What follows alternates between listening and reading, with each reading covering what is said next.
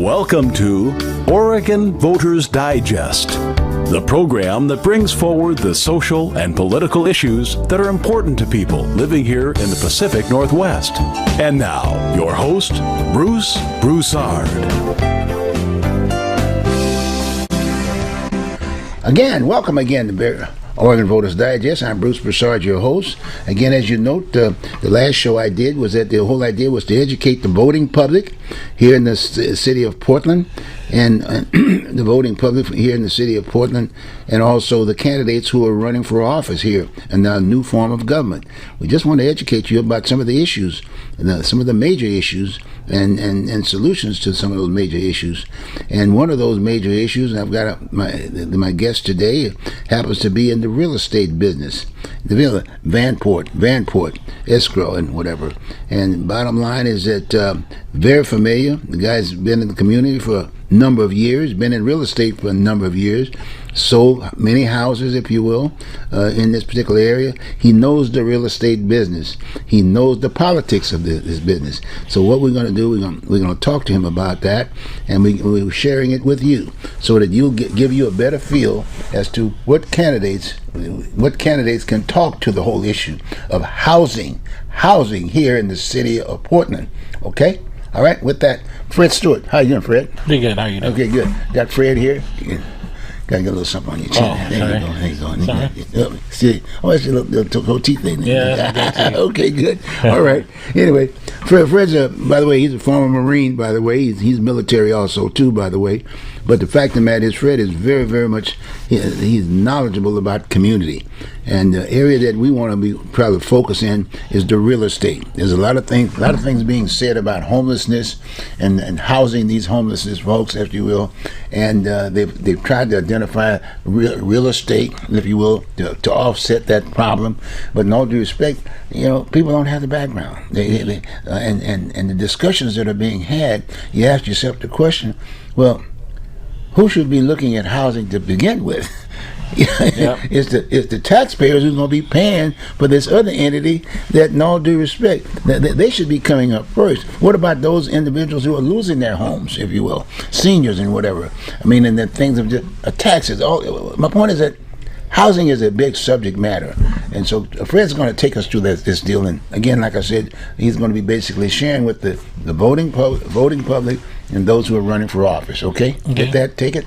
Okay? Fred, talk to him. The biggest thing I want to make sure that people... I'm sorry, but beforehand, let's talk about Vanport. Okay. Yeah, let them know about your business, Vanport, and how, when it existed, at the beginning, in terms of your real estate savvy and all this other good stuff. Well, many people know I was in real estate for many years, starting in 1988. Mm-hmm. Took a little time off to go into banking. Okay. But most of my career has been in real estate. Mm-hmm. About 5 years ago, I founded Vanport Escrow and Title Company, which is the first black-owned escrow and title company probably in U.S. history, absolutely in the history of the West Coast, absolutely. And what do you call it? Basically, Vanport is Portland's only independent escrow and title company. We're competing in the Portland market against the most successful escrow and title companies in world history, basically. Mm-hmm. They're the absolute largest on planet Earth. Mm-hmm. Starting with First American Title and WFG and First American and Stewart and everybody. They are the absolute largest on planet Earth. And they all do business in the Portland market. And Vanport, being the only independent company, it means we're not affiliated with any of them. Mm-hmm. We work with all of them, but we're not affiliated with any of them. Basically, we're the smallest company in the market, the only locally based company in the market, and the first black-owned, veteran-owned escrow and title company in Oregon history. Awesome. Ooh, and we're located out in North Portland, right on Lombard Street. Oh, awesome. And we do everything that all the other escrow and title companies do. Mm-hmm. Mm-hmm. Everything that people do with other escrow and title companies, we do. And I'd like to say sometimes a little better, because I think we're pretty passionate about it. We know how important it is that we are successful, mm-hmm. Not just to the people of Portland, but especially to Black Oregon, Black Northwest. Because a black person has never done what I've done. I mean, everything do every day it's almost like making history. What is escrow? What does that mean? Well, escrow, we handle the settlement. When people buy and sell real estate, Right. or when they refinance, all the documents and all of the money go into escrow. That is a protected area. We're a disinterested third party. That means we don't represent anybody. We represent executing the transaction. Okay. So then after we make sure all the papers are in place and all the money is in escrow, we handle the transfer of interest in the property, and we disperse all the funds. That simple. And this all as buying and selling the property. Buying, selling, or refinancing the property. Okay. Or just, some people contact us, you got family members that are deeding over property and stuff to Okay. each other. And they like to do it in escrow. Like I said, we're disinterested third party. We just follow the instructions. Okay. So we're not negotiating with anybody. So we are a neutral party, a safe spot for everybody, for everything to come together. Like yesterday we did a transaction. Well, we did several transactions, but if you look at all the money that exchanged hands yesterday in my company, Right. it was probably close to $4 million. Well, the point is, when you got that much money involved, no matter even how much you like the other party or know the other party, you may not know them at all. You know that when everything comes together, everybody's going to get what they agreed to get or give, and that's our job, is to protect the interest of the agreement. It means all the parties. Okay. Well, Fred, as I indicated in that introduction, we're right in the midst of an election, a new form of government, if you will. And we're going to be getting new leadership. Yep. As a definition. And the responsibility of these individuals are going to be really looked at and really needed, if you will, as far as the sitting public who's paying for it. Okay, got me? And in the politics and the political side of it, there's a lot of deal about the homelessness aspect of it, and housing, the lack of housing, and this, that, and the other, and you hear all kinds of discussions, if you will. But a lot of times things of that we have been the city of roses for years. People have moved here, they've established themselves, and all of a sudden you see all kinds of things. So I'm just throwing that out, just in general. But you've been here, you've been a realtor and this, that, and the other. So some of the things I'd like to cover, things like how much real estate do we still have available? Not enough. Okay, that's one. Not enough. And the other is, what about the utilization of real estate that's already maybe owned or pre-owned? Like they got this term, which is what's the term about you can take property from a government standpoint? You can take the property and Eminent domain. eminent domain. Correct. I mean, so that kind of a deal. And then we, like I said, we got the homeless deal, and they're looking for places for them to move in. And then we got people who are waiting that haven't, that are not homeless, and people are moving in here. People from back east are moving. Some of them have quite a bit of money, if you will, and the impact that they will have on those who are already existing, and then from the standpoint of the government, So just cover those bases as you see them for the benefit of both the voting public and the candidate. Well, the first thing everybody has to understand is when it comes to residential housing, we don't have enough housing to go around. We don't. When you consider the people that are moving here, the area that the people need to think about, especially us people in Portland who've lived here for many years, and when we think of real estate, we're really thinking locally, not nationally, certainly not globally. But let's look at where Portland sits. The city of Portland is the cheapest market to move into on the West Coast with a population of $300,000 or more. Period. Gets even crazier. We're one of the absolute cheapest in the country, especially west of the Mississippi, with a market population of 2 million or more to buy a home in. So if you're just looking around the country and looking for markets of 2 million, now I will be honest, you might be able to get down in Texas and beat some parts of Portland, but you may not like the areas of Texas that you're in. The parts of Texas that you want to be in is not going to be as cheap or anything like it is in Portland. Feel free to get on the internet and do your own research. But certainly on the West Coast, if you want to live near an ocean, if you want to live near mountains and stuff like that, you're not going to beat it. You're not going to go to California anywhere, and believe it or not, you're not going to go into Washington State anywhere and beat the buy-in of this market. And I'm saying that because a lot of people my age, I'm 59, a lot of people my age and older, I don't like them telling their kids poor information. That house across the street, they're asking $750,000. They're crazy. Well, what they don't understand is that same house for $750 is $1.5 million in Seattle, $1.2 million in Tacoma. It's $1 million in Olympia. You get what I mean? Yeah. Then you get down to Sacramento, it's $1.7 million. Yeah. You know what I mean? You get to San Francisco or Palo Alto area. Palo Alto is $4 million. San Francisco, it's about same property. Same property. It's about $1.8 million, $1.9 million. Wow. You get to LA, it may be about $2.5 million. You get to San Diego, maybe close to $3 million. Wow. You know, so I mean, we do this too much. What about affordability for the individual? Well, I mean, not every house is that expensive, but you know, it's an economy of scale. We still have houses in the Portland market that you can get into around $400,000 or $500,000. They're not going to be in the prettiest condition generally. Right. They're not. You're going to have to put some sweat equity into it. Okay. You are. There's just no way you can get around it. But that house that you're looking at that needs $50,000 worth of sweat equity and materials. Yes.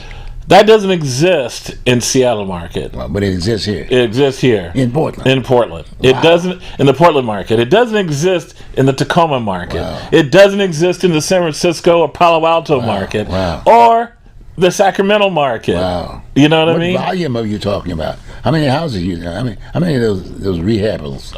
They're still out there. They go quick because we got a lot of cash buyers, investors. We even got some families out there who are working together. And, when a cheap house comes up, the family's working together to get it for themselves. They're thinking that far out ahead. They're thinking, okay, unless we're all going to leave this market or drop dead in the near future, everybody in the family needs housing. Yeah, right. So let's work together to acquire more housing. Right. Just for us. Yes. And some of them are doing it, for investment purposes too. But you'd be surprised how many homes in the $500,000-$600,000 range. Like I said, a lot of times they need work. Cash buyers. You'd be surprised. Wow. Okay. Wow. And like I tell people, there's not many markets West Coast. I can't think of any, but I'm saying not many. In a market as mature as the Portland market, that you're going to find those opportunities. Usually, if a house is, let's say, top end $500,000, it's not in a community like the Portland market. You're living in a smaller community, like maybe Salem or Cottage Grove or something like that. Roseburg or whatever. And those are all good communities. And that may be something people in Oregon maybe want to think about. If you can't find something you can afford in Portland, you may have to look north, south, east, or west to find a smaller community that you can afford. But like right now, look at what's going on the coast. I've never heard of as many $700,000-$800,000 houses on the coast ever. And you're saying that's cheap, that's reasonable. Can you get that in the best places along the Washington coast? Can you get that in the best places along the California coast? Can you? It's all. I mean, can you go to? I don't want to say Malibu because Malibu is more expensive than everybody. Right. But there's places, communities along the coast. You just know you're going to spend, 7 figures.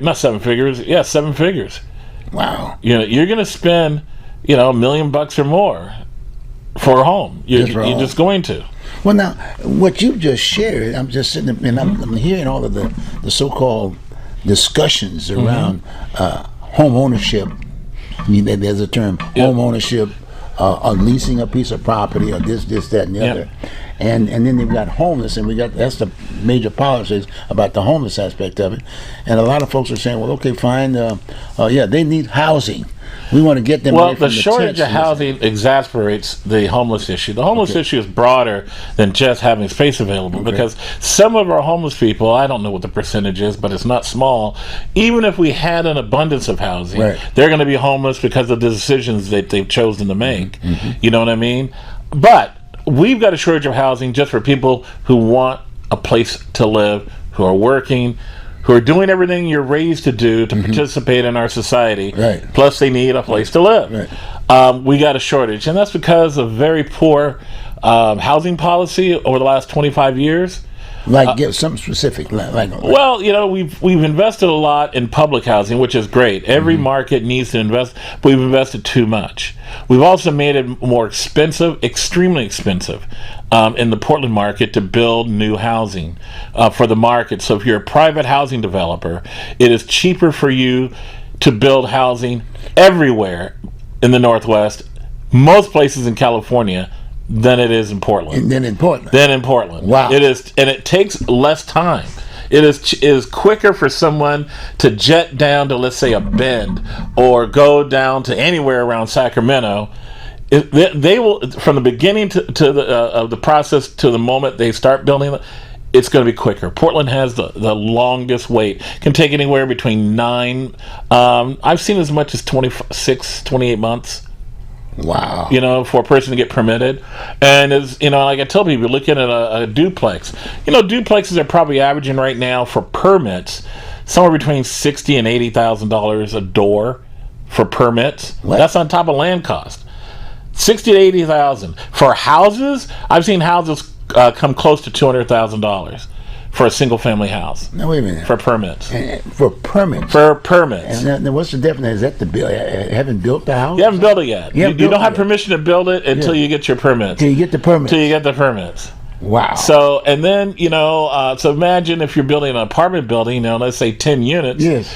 That could be $600,000 to close to $1 million just in permits. Jesus. And then you got to wait anywhere between 9 months to, let's say, average is between 9, and to be fair to the city, 9 and 20 months. Wow. Somewhere in that area, and it has gone longer. Like I said, I've heard of close to 3 years before. Well, someone. But that's the outside. Now, in all due respect, I was looking at a sort of a interview. Yep. Channel 2, whatever, and they were talking to the candidates. Yep. For the mayor, and several of them were talking about permitting, and making like, well, okay, we can get your permit in 90 days. No, you can't. Not in Portland. No, you used to. When I first got into real estate, you could. Yeah. When and I will say up until the 90s, it took longer than 90s, but it was also a little cheaper. It was also more efficient. I don't know what to tell you about when it went off its rails, right. But it has been going off the rails for about 25 years. And every year has gotten worse. Wow. And everybody we've elected on city council that's been head of housing and right. every mayor has contributed to the problem. Right, really? They have. That's why I'm the way that I am with them. It's going to be very difficult for a guy like me who grew up here to be forgiving of these people. They think that, hey, once we're out of politics, no, I'm probably going to be pretty pissed off at them 10 years from now. I'm not too happy with their partners. Well, the issue is on the table right now. Well, the thing is, these people, what they've done is so egregiously bad for Portland. Is one of the reasons why the people who live here in Portland right. are having such a hard time affording their homes. It's very difficult. Some of the people that we like the most have done this, and that's why I got a lot of hope that there was this new change of business. Of way we do how we operate our community, having more representation, having more representatives. I'm very hopeful that this is going to break through that wall that we've had of inconsideration. We've elected people over the last 25 years who've been more into the position and the power and the clout of the position. That's why most of them, when they're no longer on city council, they leave Oregon. They leave Portland. They're out of here. I'm hoping with this new, more representative type government, we're going to have people who are more committed to at least their community, at least their district, and of course, certainly the whole city as a whole. You understand? Because this problem was created by people, and it's going to be fixed by people.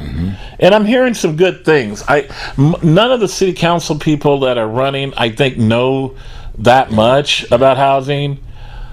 But I feel that just what I've heard of already, there's more people that are running that are, they know that. They're more open, or at least more open to listening. And that's where it starts. Okay. Having people that will listen. Second is they got to care. You know what I mean? They got to care, and they've got to be people who are committed to successful outcomes.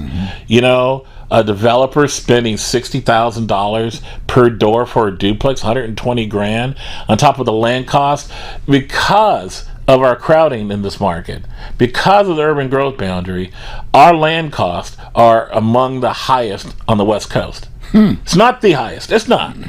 But it's up there. When you consider how small this market is and what our GDP rate is, it's, you know, it's something that it's a burden that we have. So then when you add on extremely high permitting costs, and then you add on the time it takes to get those permits and the inefficiency of the process, the amount of time a developer has to spend. There are lenders, banks out there that absolutely will not even consider funding a housing development of any sort in the Portland market. So that means the guys that are left behind that will do it, they consider this a higher risk market. So the developers are paying more in cost of funds and higher interest rates. Oh my God! You understand? So the people of Portland get slammed. That's why I always laugh when I hear, you know, somebody running for office, but more importantly, the people who are already in office. Yes, right. It's whether they be governor or city commissioner or whatever.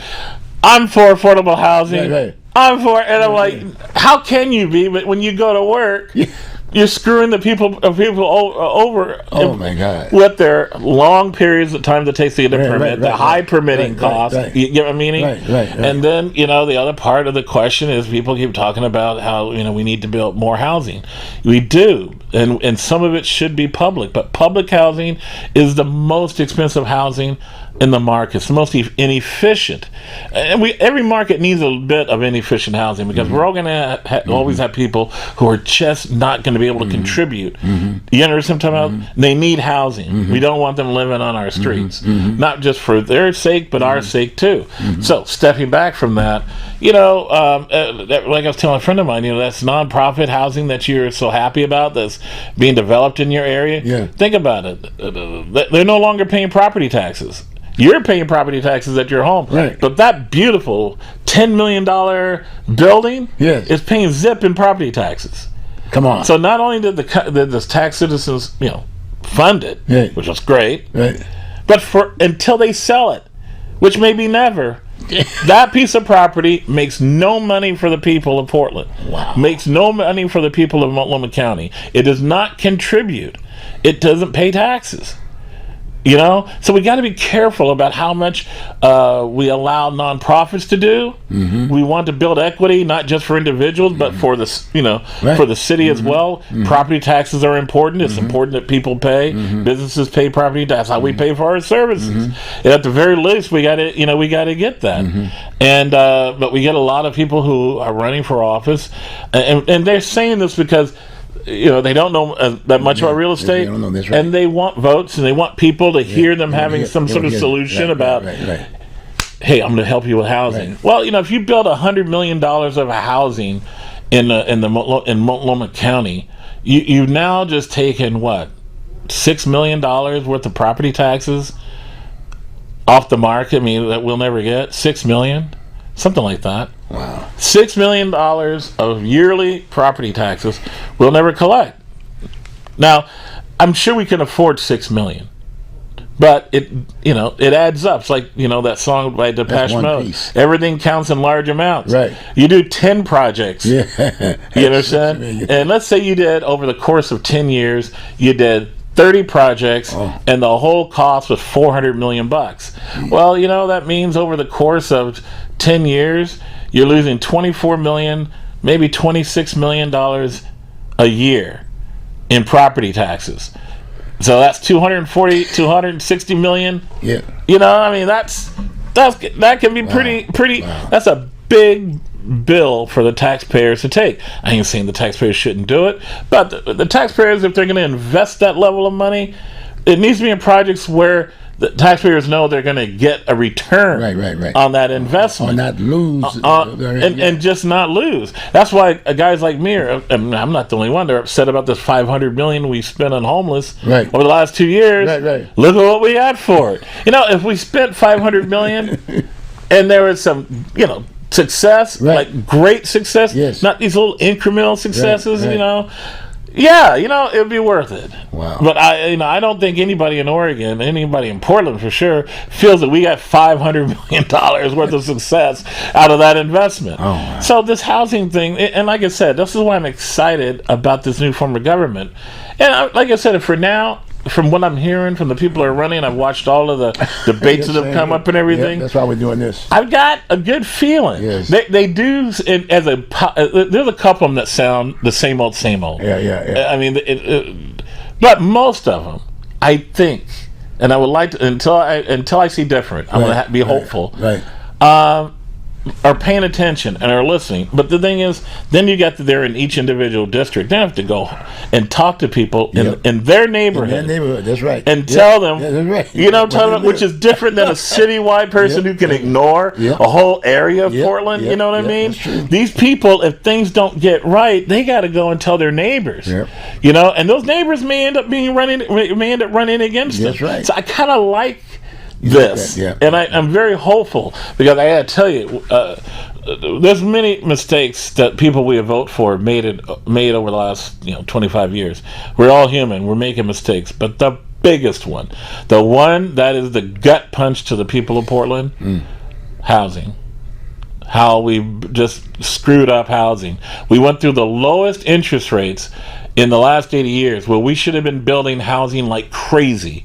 We should have been redeveloping obsolete homes. We got properties that we got homes that are obsolete, and that was availability. It literally cost more money for someone to operate that house than if we had built a new house for the same price. Get my meaning? So we should have been building a lot more housing, adding more to the market, stabilizing the rental market. I mean, our mayors should have been thinking, how do I stabilize rental values, rental costs as the population grows? You know, we get people who are pointing into all these people that have left over the last 2 years, right? They're right. Some people have left. Most of them are my age or older.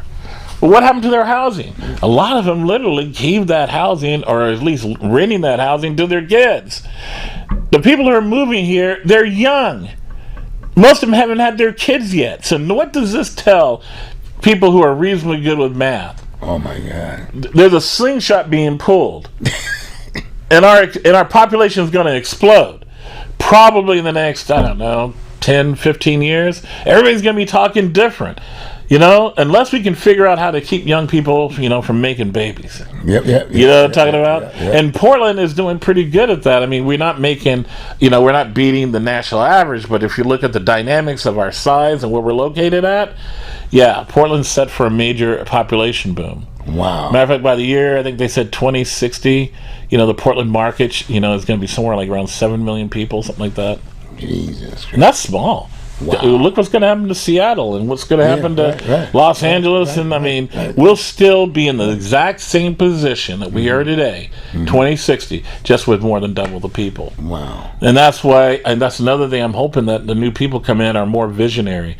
We got a lot of people who are very local, today-centric, and I'm all for living in the present. Yeah, right. But when you're looking at government, you got to be thinking about today and tomorrow. Yeah, because you not be in that seat. You got to be thinking about what's next, what's coming. And so I'm just hoping that the people are deciding who to vote for, they keep in mind that whoever they vote for is going to have a massive effect on housing. Yeah. And if you're around my age or older, I mean, you don't have to be my age, but I'm 59. You got to think, you're voting for your kids and your grandkids. These people who are coming in are going to be making decisions over the next 4 years. And what promises to be a very positive period of time for growth for our country. We need people who are going to make good, sound decisions on a lot of areas, okay? Not just housing, but housing is one of the crucial ones. It's crucial. It's one of the crucial ones. And this is going to affect your children. This person is going to affect your children and your grandchildren every moment they live in Portland. Wow. No matter what they're doing. Wow. Because, the affordability of housing determines the economic success of the of individuals. Right. You know what I'm talking about? So that's why I tell people, don't take this lightly. There's a reason why Portland is attractive economically, among every other thing, for people to move here. You know, and that's only going to get worse. I mean, everywhere in the West Coast is expected to go up a lot more than here. You know, and then people talk about well, we got all these office buildings in downtown Portland that aren't are vacant. Well, yeah, but we are years away from figuring out what to do with those, and most of those homes, 90% of those office buildings cannot be used for residential. Right. Matter of fact, 90% can't. Half of the other part is so expensive it won't. Yeah, right. And then the 5% that can is going to be expensive as all get out. You might get maybe 0.5% right. of that 10% right. that you can make affordable housing and do great. But then, even then, 9 times out of 10, it's going to be a nonprofit or it's going to be a government that does it, which means who what? picks up the tab? The taxpayer. That means it's not going to be any property tax on it. Exactly. Every time a person hears that a nonprofit or a government is developing housing, the first thing after, hey, it's great that we get more housing because no matter what, we need more housing, right? Well, they're off the tax rolls. I got to pay property taxes for where I live. But that property is paying no property taxes. So when you're downtown Portland, you see a big old 8-story apartment building and it's owned and operated by a nonprofit or owned and operated by the city, just understand that they are not contributing property taxes in any way. Wow. So you are where you go, where you live, your neighbors are, but that place ain't. And I'm not saying we don't need those. We just got to be careful. Well, we have a budget. Yeah, how many we have. The lights everybody who's running, they all do seem like this is endless. This is like an endless supply that we should just vote for me and we're going to build more housing. Right. And they're like, do they really want to be that successful? Right. Do they really want it to increase the tax burden on the people who are voting for them? That's right. And then you gotta remember, the less we charge in property taxes for these nonprofits, right, and everything, right, the less than that, the higher the burden, the higher upward pressure and taxes for everybody else. Where does that usually what has happened there? That's more bond measures. That's more other forms of real estate taxes against real estate, right? Who pays for that? The end user, either the property owner, if they live in it, right, or the tenants.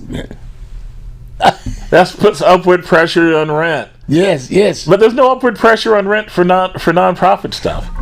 There's no upward pressure on that. No upward pressure on rent for that. But if you live in a privately owned thing, the more nonprofit stuff that's built, the more pressure you put on the upward pressure of rents for the privately owned stuff. Oh wow! So that means you're raising rents for everybody. Right. So it's a major investment that I'm hoping people will take very seriously, because if you're going to make this investment, and I'm not going to say you shouldn't, but you should be able to get a return that says, hey, it was worth it.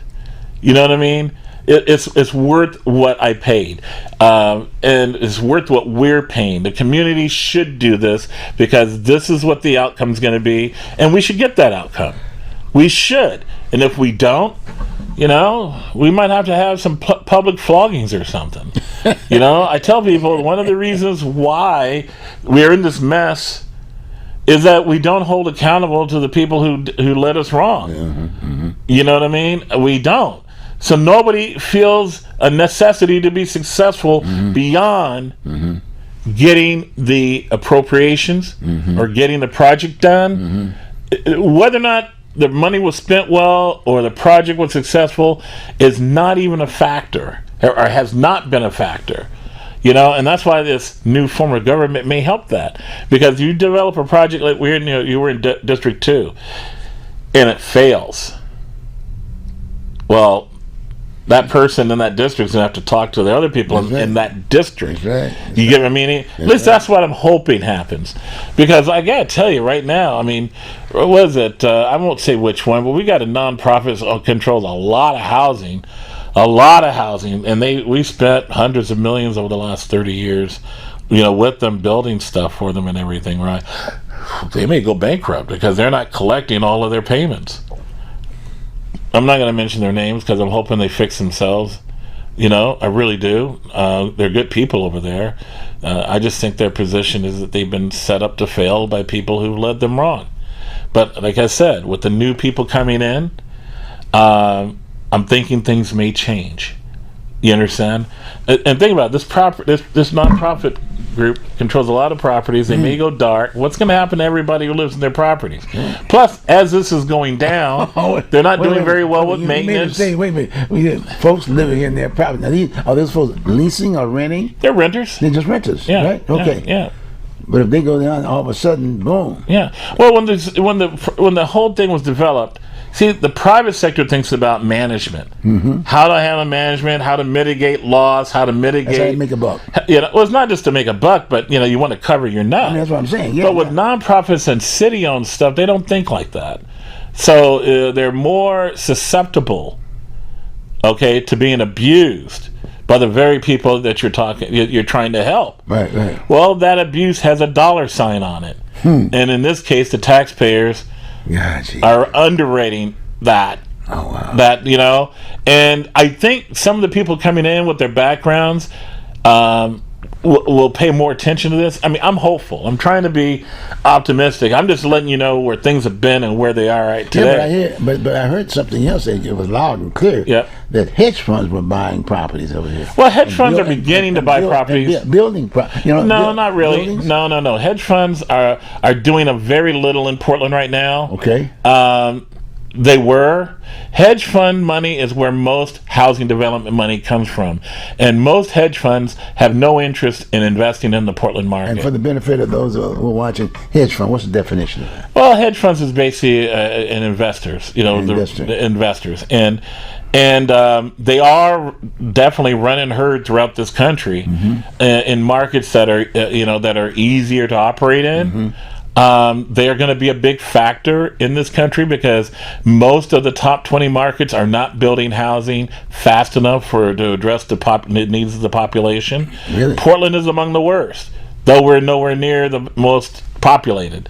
But all of the major markets are having a problem. Portland, this is what disappoints me with Portland. Portland shouldn't be in this position. We've had the smarts and our value systems were right up until about 2000. Somewhere around there, we went off the rails. And and it's very difficult. And with the people that have come in, everybody who's been on city council over the last 25 years, with the exception of Nick Fish and Dan Ryan, have contributed to this problem. Every single one. Every single one. They've all contributed and for various reasons. A lot of it, I don't think any of it is necessarily malicious, like, hey, I just want to screw people over. But I think the way they've looked at housing and how it fit. And we even had a couple of city commissioners that just said they wanted to make sure there was no private developers operating in Portland at all. I mean, they were hilarious. And they came up with policies that were passed. They did things that made it very to the point that it's very difficult for a home builder, especially a top class home builder. We're talking about take the top 10 guys that do it. It is not easy for them to get funding unless they're going to write a check themselves, which most home builders don't do. And if they did, trust me, it would be harder for them to fund other things because most lenders that loan money for housing would think they're nuts. They think they're irresponsible. So I'm not going to loan you any more money. You know what I mean? It's a catch-22 in this thing. So once these hedge funds decided they weren't going to invest in Portland, that's why when you look around, you see very little housing that's being developed that is not government housing and either funded or owned or both. There's very few single family houses being built, very few duplexes, threeplexes being built, very few. Very few. And I'll tell you another good stat. You know, we have about 5,000 kids graduate from, you know, either GED program or high school every year. You know, approximately 1,000 of those kids stay in Portland. You know, others leave Portland. I mean, eventually, you know, they go and make their lives, you know, like you did, like I did, right? We don't have enough housing here in the market for those 1,000 kids. So they're coming in the market. They find out. That's why so many of them live with their parents for a while. Yeah. You know, they have to. You know why? There's nothing for them to get to.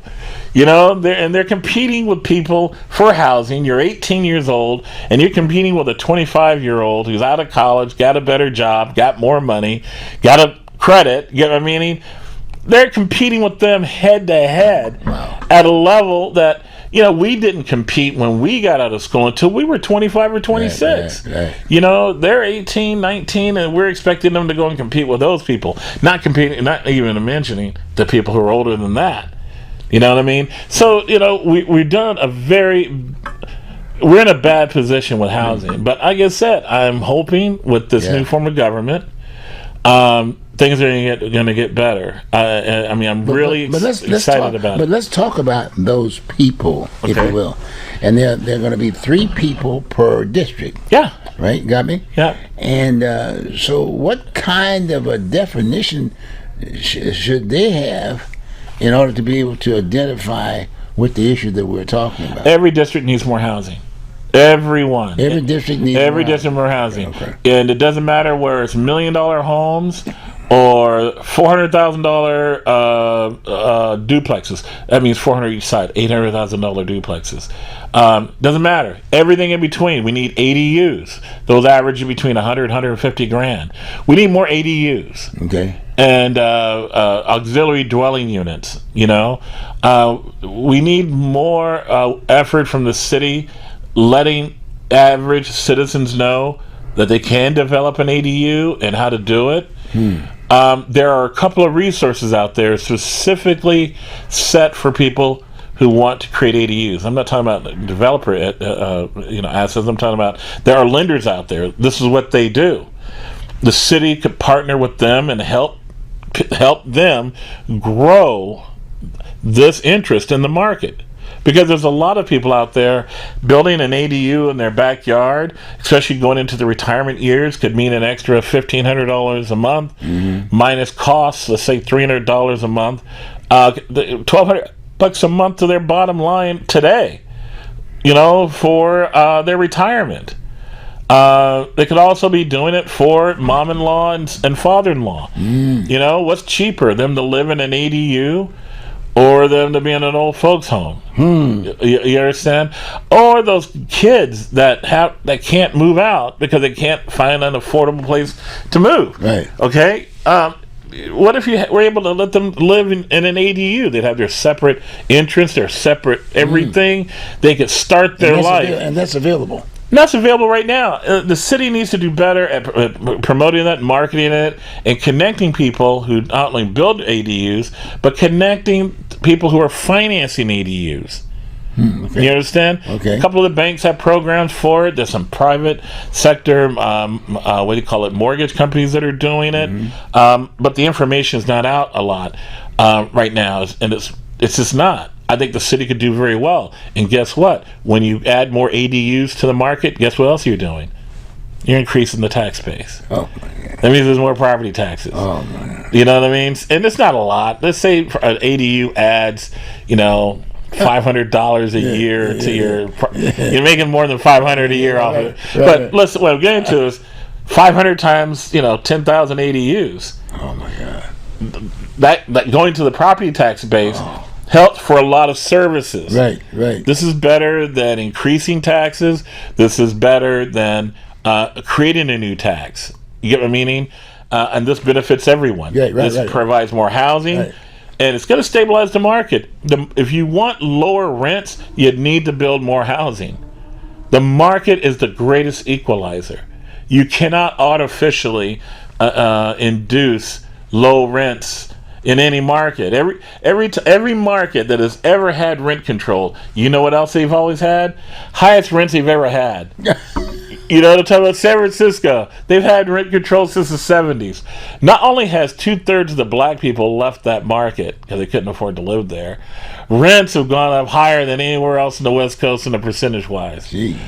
And even though they got so many people leaving San Francisco, rents haven't dropped that much. They're not growing as fast as they used to, and they are happy about that. But they are still hella high. And they're going to be hella high 10 years from now. You know, but, you know, so the only secure way to control rents, build more housing. I tell people the slickest mayor that I've ever heard that had to address this was Fiorello LaGuardia in New York City. Instead of him sitting around supporting rent control, which he didn't, they forced it on him, the guy went on a building streak that I can only imagine what New York would be like today had he not opened the floodgates. You get my meaning? For building more housing, not just private sector, public sector, but private sector.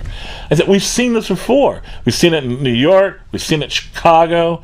We've seen it. It doesn't sound like we would see it. We've seen it in Detroit about 70 years ago.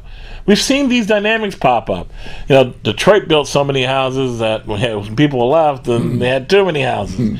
But what I'm trying to say is, every time you get into a market where you have a housing crunch, you have higher rents. Right. So these higher permit fees, lack of investment from private sector housing developers, these all do nothing but make the property owners wealthier because they're increasing the general income return on every piece of property. I've told people sometimes this could be what they said, what they say in that movie, in Usual Suspects. What's the greatest trick the devil ever played? Was making sure make sure you don't know he exists, or something like that. Well, I think somehow there could be a cabal of wealthy guys that own a lot of real estate. Right. So we're going to make the city of Portland put a stop to building housing. We're going to make rents go up, and then we're going to talk them into rent control. You know what I mean? Wow. We're going to talk because if you own a lot of real estate, you want all of this. You want higher permit fees. You want rent control because it does nothing but benefit you. But all the while, the so-called progressive champions, they're acting like they're helping the poor people when all they are doing is they're creating a burden that is just. I can tell everybody, it's going to be hard for me to forgive some of these people. It's going to be very difficult. It's not hard. I mean, it's not easy for somebody who grew up here. I mean, the people that I went to school with, the people that I went to middle school and high school with, watching what they're going through in many cases for themselves and their families.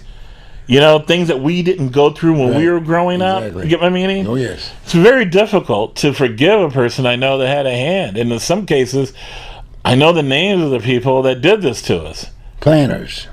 Planners, elected officials.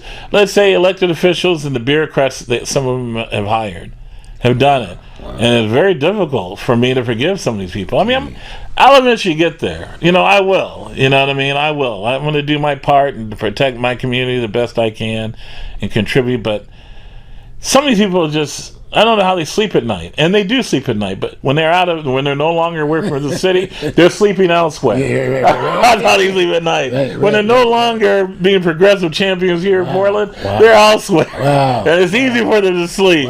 They don't, it doesn't bother them. They got their pension from us and everything. It doesn't bother them that hey, a bunch of people back in Portland that voted for me. So they're kind of suffering. I was waiting for a reporter to go to some of these guys and go, what you did was wrong. It hurt people. How do you feel about it? I was waiting for that, but I don't think it's going to happen. But anyway, that's not important to happen. What's important to happen is that the new people to come in right this wrong. Okay. And the people of us that are here today keep pushing for the development of more housing, and at all levels. We need 3,000 square foot properties. And we need 300 square foot properties. We need SROs, single room occupancy. We need it all. We need anything that is functional and affordable. When I say affordable for people to get, whether it's 3,000 units or 300 feet, 3,000 square feet or 300 feet. We need to have an opportunity for that for this market. And like I said, we need to be careful about how much of that new housing, is not paying property taxes. You know, we can't make it to where none of it pays property. I mean, none of it is.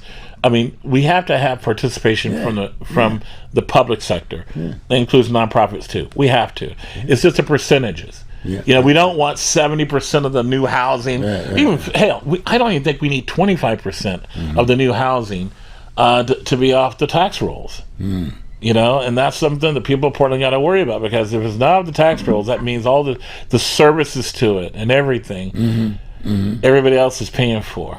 That puts upward pressure. Oh man. Yeah, that puts upward pressure on taxpayers. Wow. You know, whether you can afford it or not, you know, it's up to you. You got to decide it.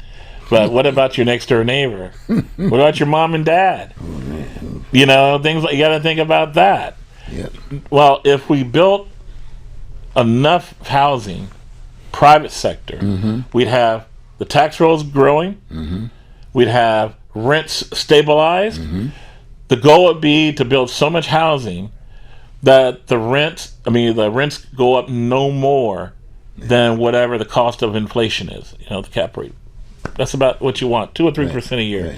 That's what it used to be many years ago when you and I were, well, you were older than me, but when you were a young man, when I was a young man, that was kind of what happened. You know, and there are some years here in Portland where it was stagnant. I mean, didn't go up at all. I remember that. Year to year. That's because we have so much housing availability. That's right. Yeah. People were walking away from houses. Exactly. And, you know, you're about 30, 40, 50 years ago. But now, you know, housing is so precious. So it's going to the highest bidder. I know landlords who will advertise in Craigslist and get a bunch of responses. And some of those responses are, I'll pay you more than what you're asking. I'll pay 6 months up front. A couple of times I've heard of people saying I'll pay the first year. And they're not even asking for discounts. That happens. But even if that doesn't happen, just the fact that you throw out something for rent, you got 5 or 6 people interested. Right. Not everybody's going to win. Right. You know? So the let's say you got 5 people that apply and 1 wins. Those other 4 are still looking for housing. Well, they can be homeless, and then they can go out and get the government to pick up the tab. Well, they could, and a lot of them do. A lot of them, and we don't want that. But that's what we're worried about. And then we don't want that. That's what I'm trying to get across to the discussions. Well, that's what we need to talk about. What are we going to do? I mean, who's going to come first? Who's going to come second? And who's going to come third? Build more housing. Build more housing. Just open the gates.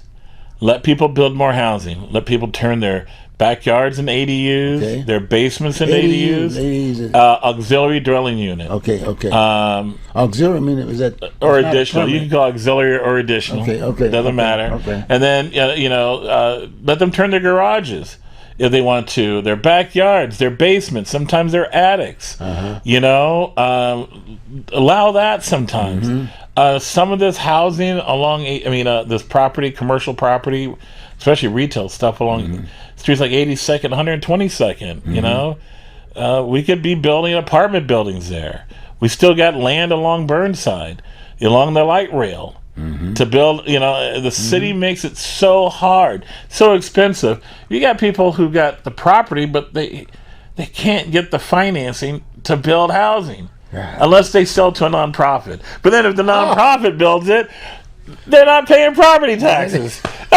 You know, so here you got this huge project going on that normally would be, chipping in $5 to $10 million a year in property taxes, right? They're not paying. They're not doing that no more because it's a government. Oh, wow. So not only do the citizens fund the development of it, they're not getting any return. The public is not getting any return.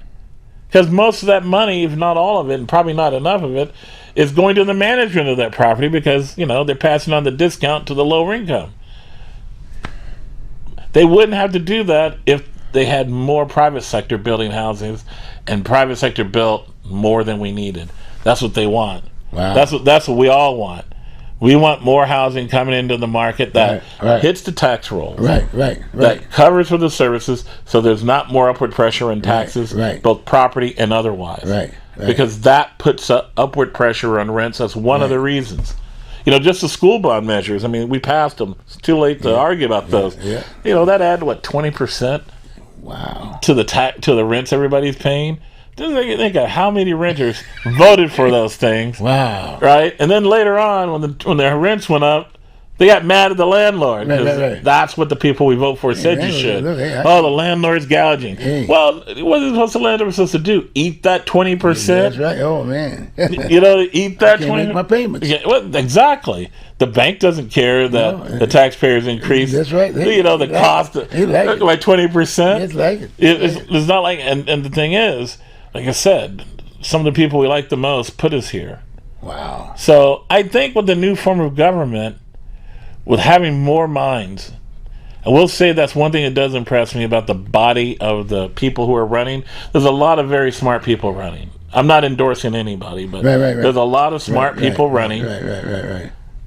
And, it's going to be local. The late Congressman Tip O'Neill says all politics at local. Okay. So I'm thinking there's going to be more of I can't help but to be hopeful that with more people, more local, that issues like this will be protected from in the future. You know what I'm talking about? Right. I'm hoping. Right.